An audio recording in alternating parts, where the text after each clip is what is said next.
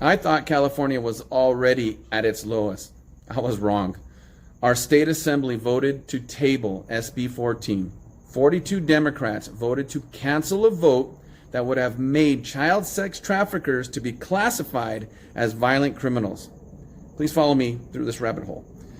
If a person commits a violent crime, then they are ineligible for bail. They can't get bail. So if your child is taken and sold into the sex trafficking underworld and the trafficker gets caught, they can be bailed out of jail.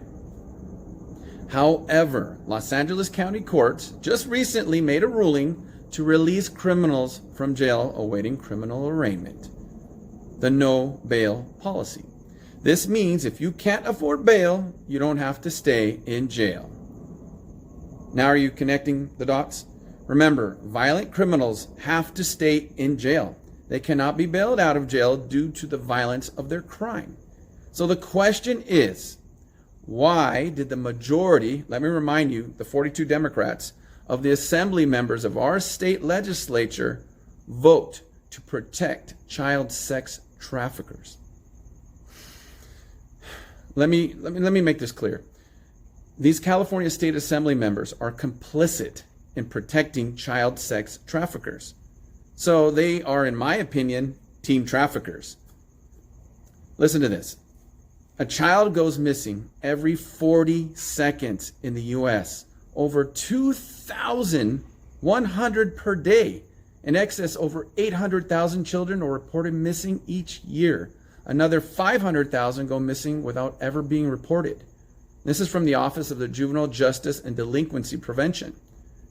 Now, if you care anything for our children, no matter what political party you identify as, whether you are a parent or not, this should anger you into action. Senate Bill 14 should have passed, but it was blocked. So, where are the consequences for child sex traffickers? There's not much now. Here is one of the names who is responsible for this tragedy. Her name is Pilar Chavo. She is the assemblywoman who I am running against, who voted to protect child sex traffickers. Listen, I've worked in law enforcement for 24 years, and I have seen a major increase in criminals involved in sex crimes. From 3 to 5 sex criminals to several busloads now. These are the ones that have been caught.